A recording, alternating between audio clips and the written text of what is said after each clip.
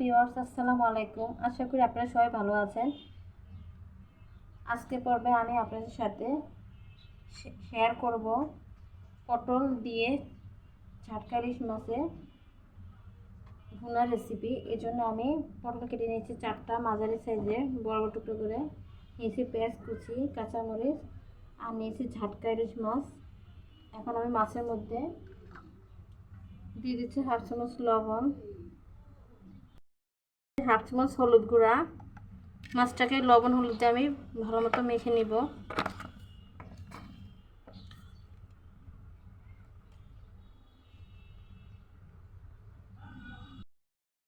লবণ হলুদ দিয়ে আমি মাছটা মেখে নিচ্ছি। এই পটল দিয়ে ঝাটকা ইলিশ মাছ ভুনা খেতে অনেক সুস্বাদু লাগে তরকারি। ভালো মতো মেখে নিচ্ছি আমি মাছের সাথে লবণ হলুদ। একটা ফ্রাই প্যান আমি পরিমাণ মতো তেল দিয়ে দিচ্ছি মাছটা ভাজি করার জন্য।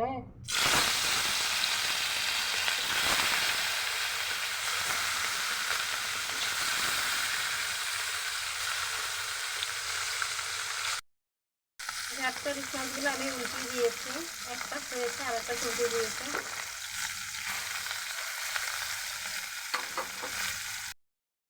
মাছগুলো আমার ভাজা হয়ে গেছে, এখন মাছগুলো আমি তুলে নিচ্ছি।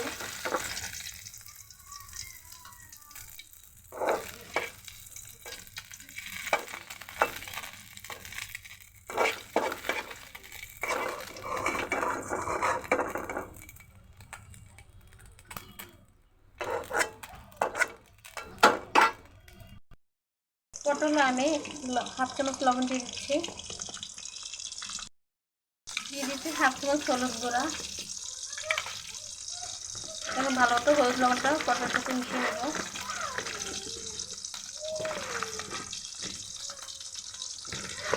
পটলটা আমি আগে ভেজে নেব।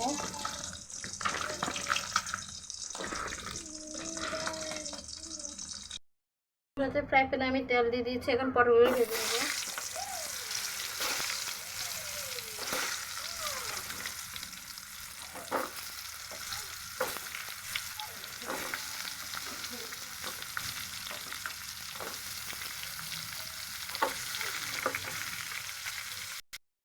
পটলগুলো আমি এখন উঠিয়ে দিচ্ছি।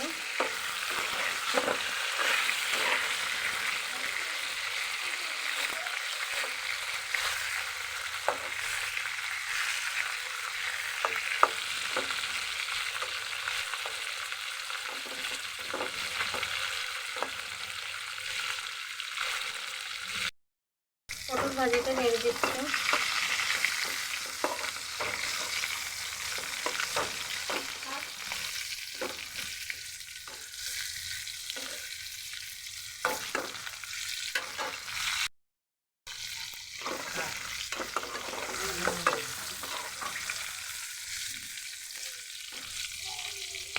পটল ভাজিটা আমার হয়ে গেছে, এটা নামিয়ে ফেলবো।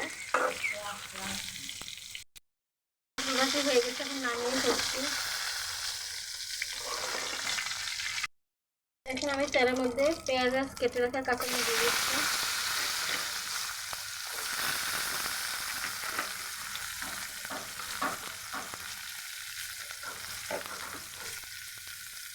পেঁয়াজটা ভেজে নেব আগে।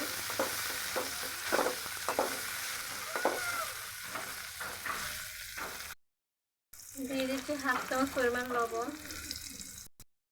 পেঁয়াজটা ভাজা হয়ে গেছে, এখন এর মধ্যে দিয়ে দিচ্ছি 1 চামচ পরিমাণ আদা রসুন জিরা পেস্ট।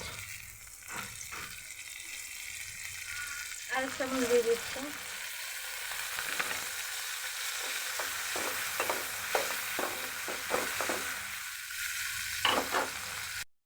হাফ চামচ হলুদ গুঁড়া, হাফ চামচ মরিচ গুঁড়া।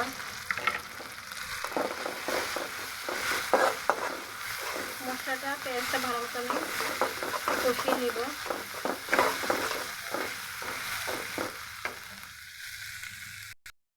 মশলাটা আমার ভালো মতো ভাজা হয়ে গেছে, এখন এর মধ্যে আমি পরিমাণ মতো পানি দিয়ে দিব।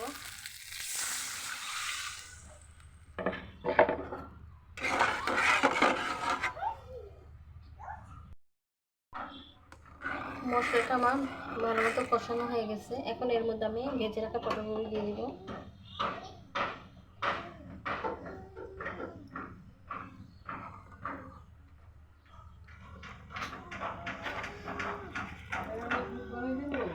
দাও।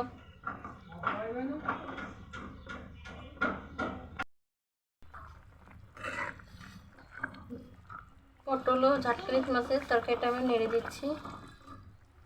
এখন মাছগুলো আমি দিয়ে দিব।